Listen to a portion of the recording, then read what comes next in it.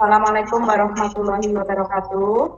Waalaikumsalam warahmatullahi wabarakatuh. Semangat pagi anak-anak. Kita sekarang adalah pelajarannya tentang bentuk-bentuk badan usaha dalam perekonomian Indonesia.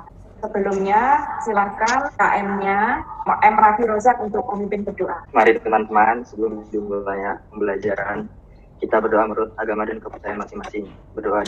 Berdoa sesaat.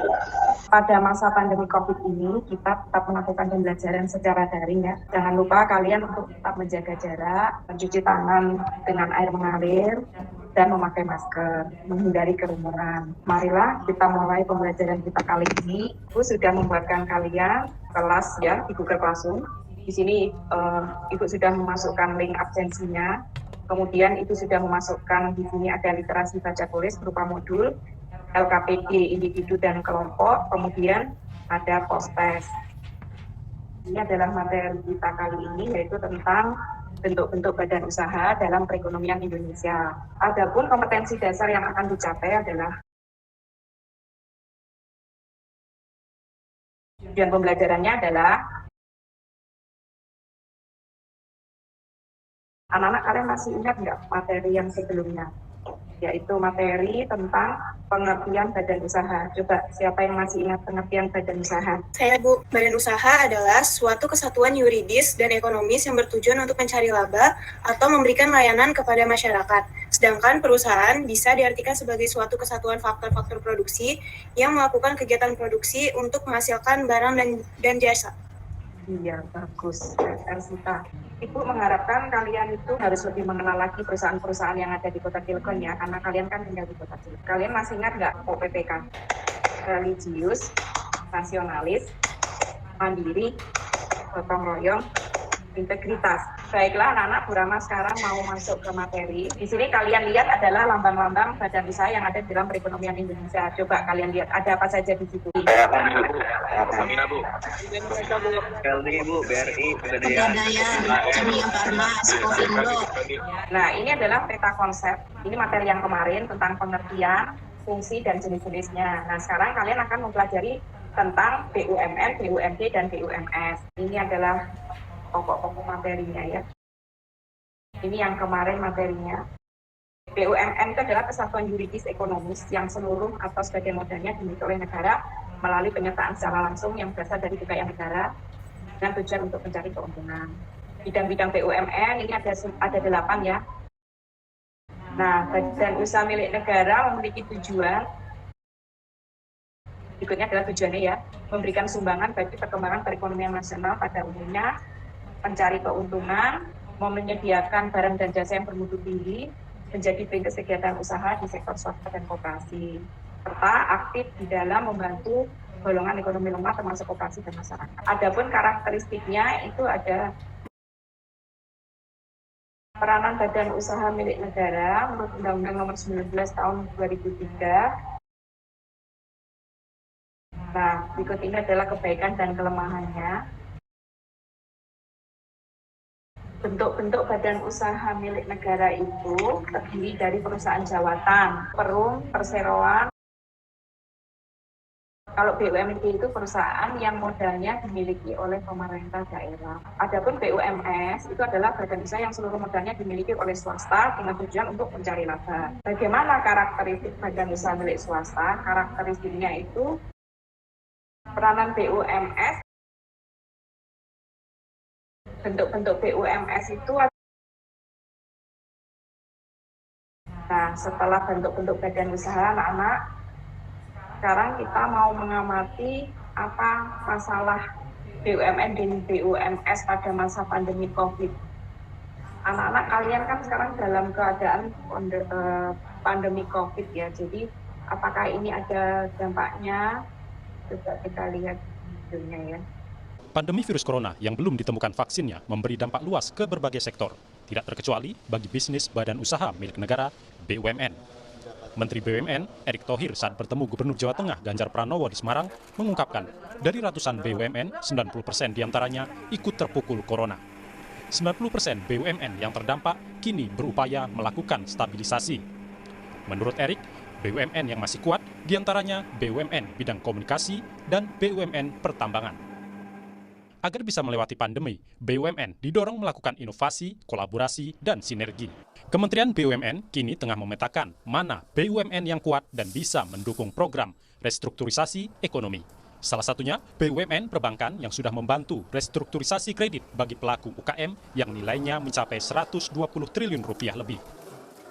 Dalam kunjungan ke Jawa Tengah, Erick Thohir menyerahkan bantuan penanganan COVID-19 berupa APD, ventilator, dan obat-obatan. Heri Widodo, Kompas TV, Semarang, Jawa Tengah. Pandemi COVID-19 pengaruh pada BUMN dan BUMS, siapa yang mau menjawab? Ya, Aryo Bimo. Sangat berpengaruh, Bu. Berapa persen tadi? Sekitar 90%. Iya, berarti kalian sudah menyimak dengan baik ya.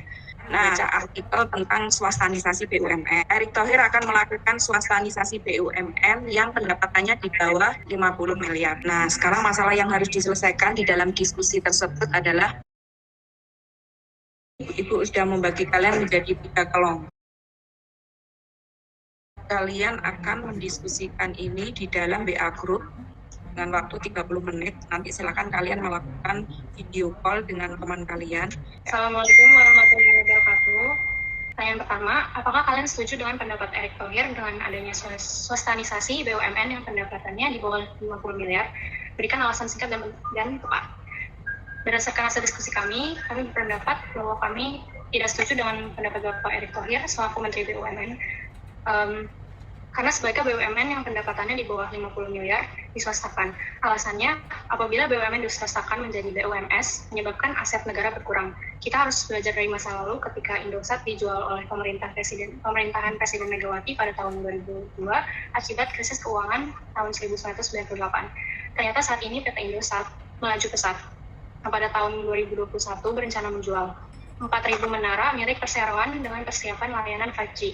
Nilainya lebih besar dari tahun 2019, yaitu sebanyak 3.100 menara dengan nilai 6,39 triliun. Nah, dari contoh tersebut, kami berpendapat bahwa BUMN masih bisa dipertahankan dan juga ditingkatkan kinerjanya dengan usaha dan upaya yang penuh, baik dari pihak manajemen ataupun pemerintah.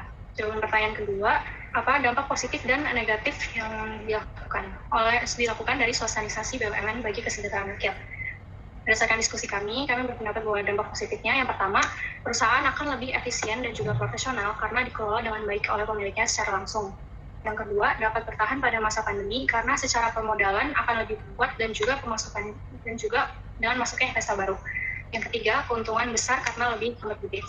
Sedangkan dampak negatifnya, yang pertama, aset negara berkurang karena diswastakan. Yang kedua, harga produk lebih mahal bagi masyarakat karena berorientasi laba. Dan yang ketiga, laba BUMN menurun karena berkurangnya jumlah perusahaan. Anggotanya Muhammad Rafi Roza, Keramada, Entito, Niken, dan Demas. Assalamualaikum warahmatullahi wabarakatuh. Pertanyaan nomor 3. Bagaimana sebaiknya penanganan terhadap BUMN yang pendapatannya di bawah 50 miliar? Jawabannya, menurut saya sebaiknya perlu ada pertimbangan yang matang untuk menswastakan BUMN. Perlu kajian yang dalam penyebab pendapatannya di bawah 50 miliar. Dipelajari faktor penyebabnya dan diperbaiki kinerjanya. Dan pertanyaan yang nomor 4, menurut analisa kalian apa yang menjadi perbedaan antara BUMN dan BUMS? Sama ada BUMN. BUMN merupakan badan usaha yang didirikan oleh dananya berasal dari kekayaan negara yang disisihkan. BUMN berperan sebagai penyedia barang publik, bersifat pelayanan dan pendapatan negara dalam APBN. Dan yang kedua ada BUMS. BUMS adalah badan usaha yang didirikan dan dimodali oleh seseorang atau sekelompok orang dan mempunyai tujuan utama mencari laba. BUMS berperan menyediakan barang dan jasa, membayar pajak, dan pencipta kesempatan kerja. Kelompok 1, Andrea, Ersita, Freya, Ilham, dan Lulu ya. Menurut kami setuju dengan pendapat Bapak Erick Thohir selaku Menteri BUMN. Kenapa? Sebaiknya BUMN itu diubah menjadi BUMS karena lebih efisien dan profesional, keuntungannya lebih maksimal, menciptakan kesempatan kerja dan mengurangi pengangguran. Nah, sebab itu sebaiknya BUMN yang pendapatannya di bawah 50 miliar rupiah itu diubah menjadi BUMS atau diswastakan. Jadi anak-anak, kita akan mulai mendiskusikan dari jawaban teman-teman tadi. Kelompok 1 itu setuju dengan adanya swastanisasi BUMN menjadi BUMS, sedangkan kelompok 2 dan 3 tidak setuju. Nah, sekarang kita simak video berikut ini ya. Nah, salah satu badan usaha milik negara atau BUMN yang tahan banting dan masih beroperasi sampai saat ini adalah PT Krakatau Steel yang bergerak dalam industri baja. Pada tahun 2019 lalu, diisukan memang perusahaan ini sempat jatuh dan mungkin bisa saja bangkrut, bos. Bahkan, mereka sampai-sampai melakukan restrukturisasi ulang pada struktur organisasi perusahaan dan sumber daya manusia atau SDM-nya. Upaya itu pun dilakukan demi menyelamatkan perusahaannya dari kebangkrutan.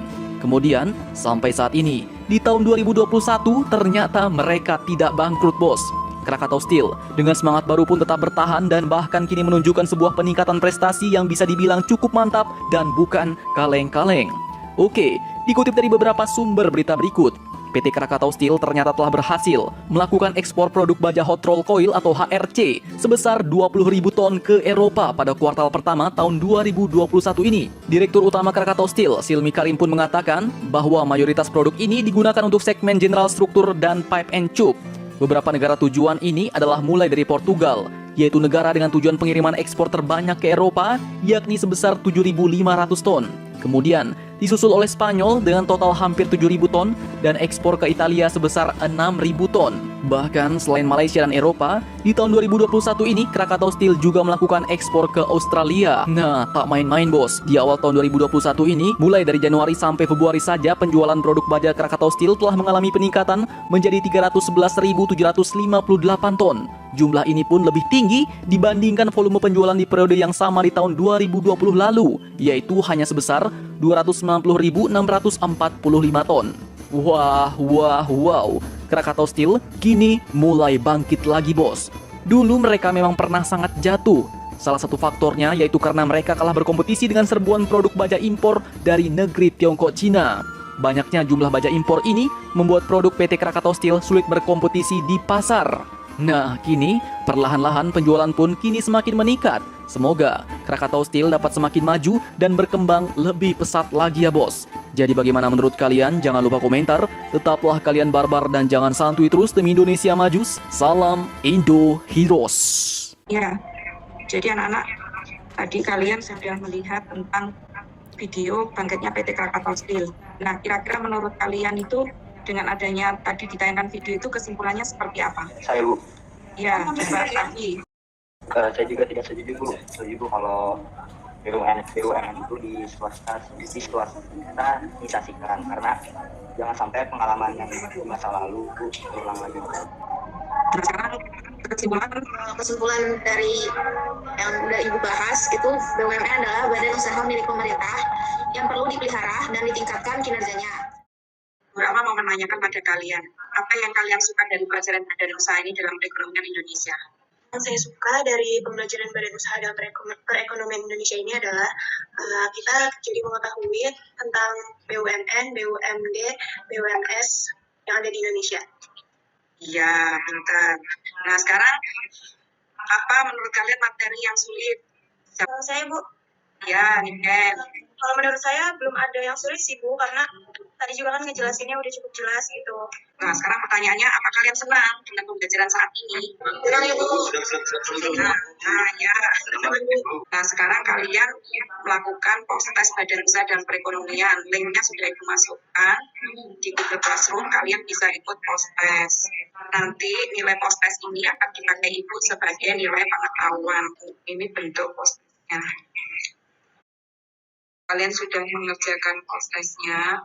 Nah, sekarang Bu Rahma mau memberikan hasil evaluasi yang tadi pembelajaran kita ya. Ini dari 16 siswa Bu Rahma ini, kelas 10 ekonomi. Nilai sikapnya baik semua, karena kalian aktif di dalam diskusi, baik itu diskusi kelompok melalui WA group maupun diskusi kelas besar. Nah, untuk materi berikutnya, kalian silakan mempelajari tentang UMN, 1 jam pelajaran, dan jam berikutnya untuk penilaian kalian. Nah, sekarang KM-nya silakan untuk dengan berdoa. Pelajarannya udah selesai, mari kita berdoa bersama-sama. Selesai. Terima kasih anak-anak atas kerjasamanya dan semangat belajarnya untuk hari ini ya. Saya tutup di sini. Wabillahi taufiq wal hidayah. Wassalamualaikum warahmatullahi wabarakatuh. Waalaikumsalam warahmatullahi wabarakatuh. Ya, Bu. Iya, Ibu.